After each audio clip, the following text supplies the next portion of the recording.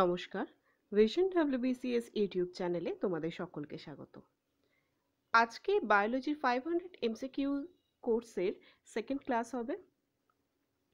First ক্লাসের ভিডিওতে তোমরা অনেকেই দেখলাম কমেন্ট করেছো যে খুব হাই স্ট্যান্ডার্ড কোশ্চেন দেওয়া হচ্ছে বা খুব টাফ কোশ্চেন দেওয়া হচ্ছে।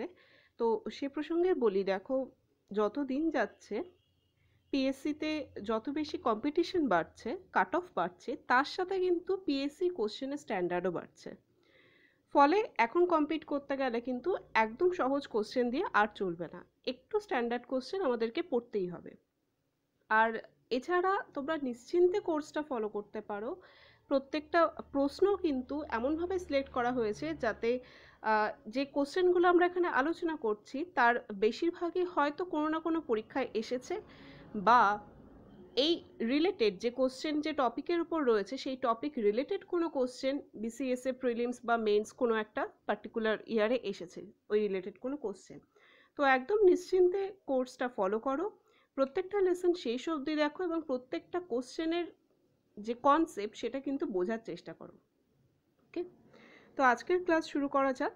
আজকের ফার্স্ট কোশ্চেন 11 লাখ থেকে শুরু হবে আজকে। There are approximately dash muscles in human body. তো মানব দেহে জেনারেলি কটা মাসল থাকে? Option 200, 350, 500 or 700। তো এদের মধ্যে মানুষের দেহে মোটামুটিভাবে ইন জেনারেল পেশির সংখ্যা কত? তো এর অ্যান্সার হচ্ছে অ্যান্সার ডি, 700। দেখো প্রত্যেকটা মানুষের দেহে মাসলের সংখ্যা কিন্তু ফিক্সড হয় না, বিভিন্ন মানুষের দেহে মাসলের সংখ্যা বিভিন্ন রকমের হয়। ইন জেনারেল আমরা বলতে পারি একজন প্রাপ্তবয়স্ক মানুষের দেহে মাসলের সংখ্যা 650 থেকে 840 অবধি ভ্যারি করে। তো এর মধ্যে আমরা অপশনের মধ্যে যে সংখ্যাটা এই রেঞ্জের ভেতরে দেখব আমরা সেই অপশনটাকে কিন্তু মার্ক করব এবং অ্যাভারেজ 700 ধরা হয়। ঠিক আছে, তো এখানে কিন্তু এই কোশ্চেনে কিন্তু বিভিন্ন রকমের অপশনস আসতে পারে, তখন আমাদের মাথায় রাখতে হবে যে আমাদের দেহে মাসলের সংখ্যা ভ্যারি করে 650 থেকে 840-র মধ্যে। এই রেঞ্জের মধ্যে যে সংখ্যা থাকবে আমরা সেটাকেই মার্ক করব। যদি একাধিক সংখ্যা থাকে সেক্ষেত্রে আমরা 700-এর কাছাকাছি যে সংখ্যাটা পাবো সেটাকে আমরা মার্ক করব। ঠিক আছে, মাসল রিলেটেড আর কিছু ইনফরমেশন আমরা একটু দেখে নিই। Largest muscle in human body হচ্ছে গ্লুটিয়াস ম্যাক্সিমাস। মানুষের দেহের সব থেকে লম্বা যে মাসল, ইন দ্য সেন্স বড় আকারের যে মাসল, সেটা হচ্ছে গ্লুটিয়াস ম্যাক্সিমাস। স্মলেস্ট মাসল কোনটা? স্টেপিডিয়াস। স্টেপিডিয়াস মাসলটা আমাদের দেহের যে ক্ষুদ্রতম হাড় স্টেপিস কানে থাকে তার কাছে এই মাসলটা থাকে, সেখান থেকেই নাম হয়েছে স্টেপিডিয়াস। এবং longest muscle in human body sartorius muscle. ঠিক আছে, এই তিনটে কিন্তু খুব ইম্পর্টেন্ট মাসলের নাম, মনে রাখবে। Next question, which of the following combinations of chromosomes is present in males? তো পুরুষ দেহে কোন ক্রোমোসোম আমরা দেখতে পাই? তো মানুষের দেহে অটোজোম যেটা থাকে সেটা পুরুষ এবং মহিলা উভয়ের ক্ষেত্রেই সেম থাকে, কিন্তু সেক্স ক্রোমোসোম যেটা থাকে অর্থাৎ যে ক্রোমোসোম আমাদের লিঙ্গ নির্ধারণ করে সেটার কম্বিনেশন কিন্তু আলাদা হয়। তো তার কম্বিনেশন কি হয়? X X, triple X, X Y নাকি এক্স ওয়াই এক্স, কোনটা হবে? খুব কমন কোশ্চেন, অ্যান্সার হচ্ছে অপশন সি, এক্স ওয়াই। তো এই এক্স ওয়াই ক্রোমোজোম হচ্ছে সেক্স ক্রোমোজোমের উদাহরণ এবং এর আরেকটা নাম হচ্ছে হেটারোগ্যামেটিক ক্রোমোজোম। দুটো ক্রোমোজোম দু টাইপের হয়, একটা এক্স একটা ওয়াই, সেজন্য এটাকে হেটারোগ্যামেটিক বলা হয়। আর মহিলাদের ক্ষেত্রে এই সেক্স ক্রোমোজোম হচ্ছে ডাবল এক্স হয়। ওকে, আচ্ছা, সেক্স ক্রোমোজোম রিলেটেড কিছু ডিসঅর্ডারস হয় মানবদেহে, তার মধ্যে মেইন দুটো ডিসঅর্ডার হচ্ছে টার্নার সিনড্রোম এবং ক্লাইনফেল্টার সিনড্রোম। টার্নার সিনড্রোমের ক্ষেত্রে ক্রোমোজোমের যে কনফিগারেশন হয় সেটা হচ্ছে এক্স ও, বেসিক্যালি ও কোনো ক্রোমোজোম নয়, সেক্স ক্রোমোজোম তো পেয়ারে আসে, দুটো দুটো করে আসে। তো এদের ক্ষেত্রে কি হয়, এদের ক্ষেত্রে শুধুমাত্র একটা এক্স ক্রোমোজোম থাকে, আর একটা ক্রোমোজোম কিছু থাকেই না, সেটাকে ও বা জিরো সেটা দিয়ে বোঝানো হয়। ঠিক আছে, তো এটা হচ্ছে টার্নার সিনড্রোম। আর ক্লাইনফেল্টার সিনড্রোমে XXY এই কনফিগারেশনে 6 ক্রোমোসোম আসে। Next question, the saliva helps in the digestion of proteins, fats, fibres নাকি স্টার্চ? আমরা প্রত্যেকে জানি আমাদের খাবারের যে ডাইজেশন সেটা কিন্তু আমাদের মুখের ভেতর থেকেই স্টার্ট হয়ে যায়, পাকস্থলী অবধি কিন্তু সবসময় যাওয়া লাগে না। তো আমাদের মুখে ডাইজেশন স্টার্ট হয় বলতে আমাদের মুখে যে স্যালাইভা থাকে, লালা রস থাকে, সেখানে কিছু এনজাইম থাকে, তারা কিছু জিনিস ডাইজেস্ট করা স্টার্ট করে দেয়। তো সেটা কি? সেটা হচ্ছে অপশন ডি, স্টার্চ। আমাদের লালা রসে যে এনজাইম থাকে সেটা স্টার্চকে ডাইজেস্ট করতে পারে। তো কোন উৎসেচক থাকে যেটা স্টার্চকে ডাইজেস্ট করতে পারে? সেটা হচ্ছে অ্যামাইলেজ। অ্যামাইলেজের আরেকটা নাম হচ্ছে টায়ালিন। অপশন কিন্তু দুটোই দিতে পারে, আইদার অ্যামাইলেজ অর টায়ালিন, দুটোই মনে রাখতে হবে। তো এটা স্টার্চ ডাইজেস্ট করতে সাহায্য করে। এটা ছাড়াও স্যালাইভার আরও যে মেন কাজ সেটা হচ্ছে আমরা যে পরিমাণ খাবার খাচ্ছি সেটাকে একটা ময়েশ্চার করে সিক্ত করে নিয়ে সেটাকে একটাকে বোলাসে পরিণত করা, যাতে খুব তাড়াতাড়ি এবং খুব ভালোভাবে খাবারটা খাদ্যনালীর মধ্যে দিয়ে চলে যেতে পারে। তো স্যালাইভার এই দুটো কিন্তু মেন কাজ থাকে, একটা হচ্ছে ফুডটাকে ময়েশ্চার করে একটা বোলাস ফর্মে নিয়ে আসা, আর একটা হচ্ছে স্টার্চ যদি থেকে থাকে সেই স্টার্চটাকে ডাইজেস্ট করা। Question number 14. Inside the body, blood does not coagulate due to the presence of fibrin, hemoglobin, heparin নাকি থ্রম্বোপ্লাস্টিন? আগের ক্লাসে আমরা খুব ডিটেলসে আলোচনা করেছিলাম ব্লাড কোয়াগুলেশন বা ব্লাড ক্লটিং কি কি স্টেজে হয়, কি ফ্যাক্টরস সেখানে কাজ করে ইত্যাদি। আজকে প্রশ্ন হয়েছে যে আমরা আগের দিনকে যখন আলোচনা করেছিলাম যে কোথাও কেটে গেলে সেখানে কিভাবে ব্লাড ক্লট হয়, সেখানে কিন্তু যে কটা ফ্যাক্টরের কথা বলেছিলাম, যা কিছু বলেছিলাম, প্রত্যেকটাই কিন্তু আমাদের শরীরের মধ্যেই উপস্থিত থাকে। তো এমনটা কেন হয় না যে শরীরে থাকাকালীনই কোনো না কোনো কারণে ব্লাড ক্লট হয়ে গেল, বা আমাদের শরীরে কনস্ট্যান্টলি ব্লাড ফ্লুইড ফর্মে তাহলে থাকে কিভাবে? তো আমাদের বডির মধ্যে এরকম কিছু প্রোডাক্টস থাকে, এরকম কিছু কম্পোনেন্টস থাকে যারা যতক্ষণ না কোথাও কেটে ছড়ে যাচ্ছে ততক্ষণ অবধি ব্লাড ক্লট করতে দেয় না। সেই জিনিসটার নাম কি, সেই কেমিক্যালটার নাম কি? না, হেপারিন। হেপারিন আমাদের দেহে থাকে, রক্তে থাকে, এর জন্যই কিন্তু ব্লাড ইন জেনারেল কখনো কোয়াগুলেট করে না বা ব্লাড ক্লট, রক্ত জমাট বাঁধে না। শুধুমাত্র যদি কোথাও কেটে ছড়ে যায় সেখানেই কিন্তু ব্লাড ক্লট হয়। কেটে ছড়ে যাওয়াটা বডির ভেতরেও হতে পারে, বাইরেও হতে পারে। Heparin is a naturally occurring anticoagulant produced by basophils and mast cells. তো যে হেপারিন বললাম যে আমাদের ব্লাড কোয়াগুলেশনে বাধা দেয়, সেটাকে কারা উৎপন্ন করে? না, বেসোফিল, এক রকমের শ্বেত রক্তকণিকা, এবং মাস্ট সেল। হেপারিন কি আবিষ্কার করেছিল? না, জ্যাক ম্যাকলিন এবং উইলিয়াম হেনরি হাওয়েল 1916 সালে হেপারিন আবিষ্কার করেছিল। তো এখান থেকে ইম্পর্টেন্ট হচ্ছে যে এটা অ্যান্টিকোয়াগুলেন্ট হিসাবে কাজ করে হেপারিন। অ্যান্টিকোয়াগুলেন্ট বলতে যারা রক্ত জমাট বাঁধতে দেয় না, সেটা মনে রাখতে হবে। আর হেপারিন কারা উৎপন্ন করে? না, বেসোফিল আর মাস্ট সেলস। এই দুটো জিনিস এখানে সব থেকে বেশি ইম্পর্টেন্ট।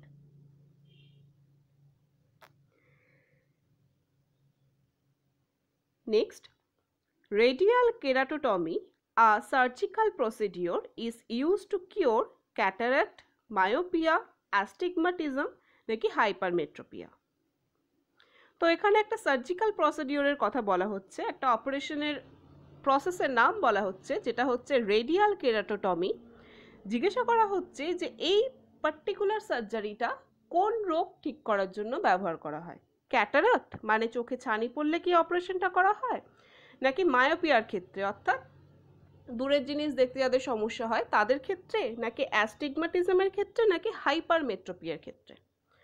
কোন কাজে বা কোন রোগ সমাধান করার জন্য রেডিয়াল কেরাটোটমি ব্যবহার করা হয়? অ্যান্সার হচ্ছে মায়োপিয়া। যাদের দূরের জিনিস দেখতে সমস্যা হয় তাদের ক্ষেত্রে এই পার্টিকুলার অপারেশনটা বহুকাল আগে করা হতো। এখন কিন্তু রেডিয়াল কেরাটোটমি খুব একটা ব্যবহার করা হয় না, এখন আরও অনেক বেশি অ্যাডভান্স প্রসিডিউরস চলে এসেছে। কি করা হতো দেখো, ছবিতে দেখা যাচ্ছে চোখের এটা যে আইবল রয়েছে, আইবলের পেছনেই ঠিক যে পর্দাটা থাকে সেটাকে আমরা করোনা বলি। তো করোনাতে এরকম চাকার স্পাইকের মতন ডিজাইনে কিছু ইনসিশন করা হতো, কিছু কেটে দেওয়া হতো আর কি। কাটার ফলে করোনাটা একটু ফ্ল্যাটেন হয়ে যেত এবং করোনার ভেতরে যে লিকুইডটা থাকে বা করোনার নিজের যে পাওয়ার থাকে, রিফ্লেক্ট করার যে পাওয়ার থাকে আলোকে, সেই পাওয়ারটা কমে যায় আস্তে আস্তে, এবং সেটা দিয়েই আর কি মায়োপিয়াটা ট্রিট করা হয়। তো এটা কে ডেভেলপ করেছিলেন? সাভিয়াটোস্লাভ ফিওডোরভ। জাস্ট মোটামুটি মনে রাখলেই হবে, খুব একটা ইম্পর্টেন্ট না। যেটা মেইনলি মনে রাখা সেটা হচ্ছে রেডিয়াল কেরাটোটমি কেন ব্যবহার করা হয় না, মায়োপিয়া ট্রিটমেন্টের জন্য, এবং সেটা এখন কিন্তু আর ব্যবহার করা হয় না, অতটাও ব্যবহার করা হয় না। আর রেডিয়াল কেরাটোটমি করলে পরে চোখটাকে এরকম টাইপের দেখতে হয়ে যেত। Okay, next question, the normal temperature of human body on the Kelvin scale is 280, 290, 300 না 310? তো কেলভিন স্কেলে মানুষের সাধারণ যে তাপমাত্রা হয় সেটা কত হয়? তো Kelvin scale is one of the scales যেটা কিনা টেম্পারেচার মেজার করার জন্য ব্যবহার করা হয়। ইন জেনারেল আমরা সেন্টিগ্রেড বা ফারেনহাইট ইউজ করি। তো সেন্টিগ্রেড স্কেলে মানুষের যে নর্মাল টেম্পারেচার সেটা হচ্ছে 36.85 ডিগ্রি সেন্টিগ্রেড বা অ্যাপ্রক্স 37 ডিগ্রি সেন্টিগ্রেড, আর ফারেনহাইটে সেটা 98.6 ডিগ্রি ফারেনহাইট। তো সেলসিয়াস স্কেল আর কেলভিন স্কেলের মধ্যে খুব ইজি একটা সম্পর্ক আছে। সেলসিয়াস স্কেলে যে মান আসে তার সাথে 273 যোগ করলে পরে আমরা কেলভিন স্কেলের মান পেয়ে যাই। তো 37 সাথে 273 যোগ করলে কত হবে? 310 কেলভিন। তো মানুষের সাধারণ যে দেহের টেম্পারেচার সেটা কেলভিন স্কেলে যদি কনভার্ট করতে হয় সেটা কত হবে না 310 কেলভিন হবে। প্রসঙ্গত এই রিলেশনটা একটু মাথায় রাখা প্রয়োজন। 1 second. C/5 equal to F minus 32/9 equal to K minus 273/5, এগুলো হচ্ছে প্রত্যেকটা স্কেলের টেম্পারেচারের মধ্যে রিলেশন। অনেক সময় খুব ছোট ছোট প্রশ্ন দিয়ে দেয় যে সেন্টিগ্রেডে যদি এত ডিগ্রি হয় তাহলে ফারেনহাইটে ওই উষ্ণতার মান কত হবে, পরীক্ষাতেই দেয় খুব ছোট ছোট প্রশ্ন। তো এই যদি রিলেশনটা মনে রাখে ওগুলো কিন্তু খুব সহজেই করে নেওয়া যায়। Next, clotting of blood vessels is called thrombosis, rheumatism, agglutinization or fibrosis. তো কোনো কারণে যদি ব্লাড ক্লটিং, রক্ত যে জমাট বেঁধে যায় সেটা যদি ব্লাড ভেসেলের মধ্যে হয় তাহলে সেটাকে কি বলা হবে? সেটাকে বলা হবে thrombosis.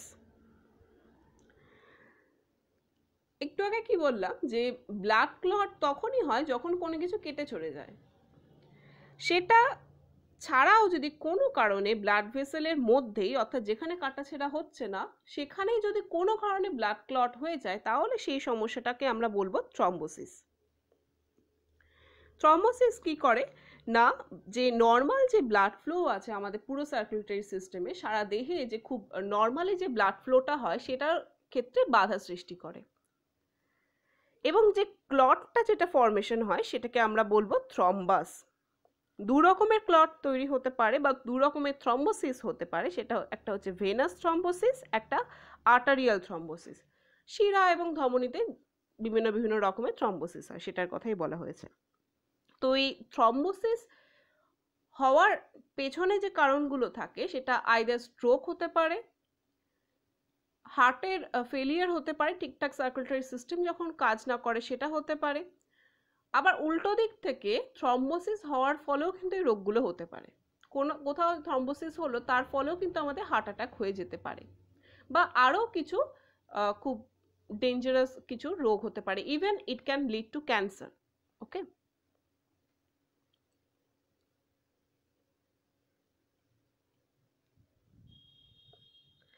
Next, a blood group of an individual is controlled by shape of RBC, shape of WBC, genes or hemoglobin. আগের দিন আমরা এটাও পড়ছিলাম যে বিভিন্ন মানুষের ক্ষেত্রে ব্লাড গ্রুপ বিভিন্ন রকমের হয়, সেটা কে কন্ট্রোল করে? তো সেটা কন্ট্রোল করে বেসিক্যালি জিনস। হিমোগ্লোবিন, আরবিসির কন্ডিশন, ডাব্লিউবিসির কন্ডিশন, এগুলো কোনোটাই কিন্তু আমাদের ব্লাড গ্রুপ ঠিক করে না।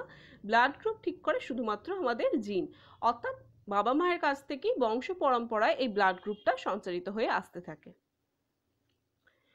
মানব দেহে ইন জেনারেল 4 রকমের ব্লাড গ্রুপ দেখা যায়, এ, বি, এবি এবং ও। এই পুরো সিস্টেমটাকে বলা হয় এবিও ব্লাড গ্রুপ সিস্টেম। সেটা কে ডিসকভার করেছিলেন? না, কার্ল ল্যান্ডস্টেইনার। এই নামটা কিন্তু ভীষণ ইম্পর্টেন্ট, বারবার পরীক্ষায় আসে যে এবিও ব্লাড গ্রুপের আবিষ্কার কে করেছিলেন? অ্যান্সার হবে কার্ল ল্যান্ডস্টেইনার। এবং খুব অল্পভাবে আমরা দেখে নিই কোন ব্লাড গ্রুপের ক্ষেত্রে কি কাজ হয়। ব্লাড গ্রুপ এর ক্ষেত্রে প্লাজমাতে যে অ্যান্টিবডি থাকে সেটার নাম হয় হচ্ছে anti B. A blood group, অ্যান্টিবডির নাম অ্যান্টি বি, আর অ্যান্টিজেনের নাম হয় হচ্ছে A antigen. Similarly blood group B এর ক্ষেত্রে অ্যান্টিজেনের নাম হয় বি অ্যান্টিজেন, আর অ্যান্টিবডি হয় হচ্ছে অ্যান্টি এ। ব্লাড গ্রুপ এ বির ক্ষেত্রে এ এবং বি দুটো অ্যান্টিজেনই থাকে, আর কোনো রকম কোনো অ্যান্টিবডি কিন্তু থাকে না। এবি ব্লাড গ্রুপের ক্ষেত্রে কোনো অ্যান্টিবডি কিন্তু থাকে না প্লাজমাতে। আর ব্লাড গ্রুপ ও এর ক্ষেত্রে আরবিসির উপরে কোনো রকমের কোনো অ্যান্টিজেন থাকে না, প্লাজমাতে দুটো অ্যান্টিবডিই থাকে, অ্যান্টি এ এবং অ্যান্টি বি। তো এটাই হচ্ছে মোটামুটি পুরো ব্লাড গ্রুপের fundamental thing. Next, estrogens are secreted by follicle cells, ovary, germinal epithelium or stroma. Oestrogen হচ্ছে একটা ফিমেল হরমোন, যেটা বিভিন্ন রকমের female sexual characteristic build up করতে সাহায্য করে। তো সেই ইস্ট্রোজেন কোথা থেকে সিক্রেশন হয়? তো অ্যান্সার হচ্ছে অপশন বি, ওভারি। ওভারি থেকে ইস্ট্রোজেন সিক্রেশন হয়। এবং ইস্ট্রোজেন কিন্তু ইন জেনারেল প্রাইমারিলি একটা ফিমেল সেক্স হরমোন, কিন্তু মেল বডিতেও কিন্তু খুব অল্প পরিমাণে ইস্ট্রোজেন থাকে। এবং oestrogen female secondary sexual characteristic build up করতে সাহায্য করে। এছাড়াও ইস্ট্রোজেনকে ওষুধ হিসাবে ব্যবহার করা হয়। আলাদাভাবে সংশ্লেষ করে নিয়ে ইস্ট্রোজেনকে কিছু কিছু রোগ নির্ণয়ের ক্ষেত্রে, কিছু কিছু মেডিকেশনের ক্ষেত্রে ব্যবহার করা হয়। কীরকম না, কিছু hormonal contraception, hormone replacement therapy ইত্যাদির ক্ষেত্রে ব্যবহার করা হতে পারে। মেনলি আমাদের খেয়াল রাখতে হবে যে যদি কখনো এরকম ট্রিকি কোশ্চেন দেয় যে মেল বডিতে কোন ফিমেল হরমোন থাকে, তার অ্যান্সার হবে কিন্তু ইস্ট্রোজেন। আর ইস্ট্রোজেন খরিত হয় ওভারি থেকে, আর এটা female secondary sexual characteristic build up করতে সাহায্য করে। এই মেনলি 3-4টে পয়েন্ট আমাদের ইস্ট্রোজেন থেকে মনে রাখতে হবে। আজকের last question, lungs are situated in buccal cavity, pericardial cavity, thoracic cavity নাকি অ্যাবডমিনাল ক্যাভিটি? আমাদের দেহে, মানব দেহে বেশ কিছু ক্যাভিটি থাকে, অর্থাৎ আমাদের চামড়ার তো লাইনিং থাকে বা মাংসপেশির লাইনিং থাকে, তার ভেতরে বিভিন্ন জায়গা কিন্তু ফাঁকা থাকে। সেই ফাঁকা জায়গাগুলোকে আমরা ক্যাভিটি বলি। তো আমাদের পুরো বডিতে বিভিন্ন জায়গায় বিভিন্ন রকমের ক্যাভিটি দেখা যায়। লাংস যেখানে থাকে, ফুসফুস যেখানে থাকে, সেটাও একটা ক্যাভিটি। সেই ক্যাভিটির নাম কি? তার নাম হচ্ছে অপশন সি, থোরাসিক ক্যাভিটি। তাহলে লাংস কোথায় থাকে? না, থোরাসিক ক্যাভিটির মধ্যেই থাকে। এর আরেকটা নাম আছে যেটা হচ্ছে চেস্ট ক্যাভিটি। এবং থোরাসিক ক্যাভিটি মানব দেহে সেকেন্ড লার্জেস্ট হলো স্পেস বা সেকেন্ড লার্জেস্ট ক্যাভিটি। তাহলে লার্জেস্ট ক্যাভিটি কোনটা? সেটা হচ্ছে অ্যাবডমিনাল ক্যাভিটি। আমাদের পাকস্থলী, ক্ষুদ্রান্ত ইত্যাদি জিনিস যেখানে থাকে সেটা হচ্ছে আমাদের অ্যাবডমিনাল ক্যাভিটি। সেটা সব থেকে বড় ক্যাভিটি আমাদের বডিতে। তারপরে যে ক্যাভিটি আকারের দিক থেকে যে নেক্সট যে ক্যাভিটি, সেটা হচ্ছে থোরাসিক ক্যাভিটি। ছবিতে একটু দেখে নিই, দেখো এই পোর্শনটাকে আমরা বলছি থোরাসিক ক্যাভিটি, আর তার ঠিক নিচের পোর্শনটাকে আমরা বলছি অ্যাবডোমিনাল ক্যাভিটি। অ্যাবডোমিনাল ক্যাভিটির ঠিক নিচেই আবার আছে পেলভিক ক্যাভিটি। ওকে, আর ব্রেনের যে ক্যাভিটি সেটাকে আমরা বলি ক্রেনিয়াল ক্যাভিটি। ঠিক আছে, তো জাস্ট মনে রাখার জন্য বললাম, কনসেপ্ট বিল্ড আপ করার জন্য বললাম। পরীক্ষায় কী কী আসতে পারে, যে এগেন থোরাসিক ক্যাভিটিতে লাংস থাকে, সেখান থেকে কোশ্চেন আসতে পারে, আর সেকেন্ড লার্জেস্ট ক্যাভিটি আর লার্জেস্ট ক্যাভিটি থেকে কিন্তু কোশ্চেন আসতে পারে। এই পয়েন্টগুলো মাথায় রাখতে হবে। ওকে, তো আজকের ক্লাসে এই অবধি। আশা করব তোমাদের লেসনটা ভালো লেগেছে। ভিডিওটা ভালো লাগলে অবশ্যই লাইক করে দিও, কমেন্ট সেকশনে তোমাদের ফিডব্যাক জানিও। Thank you.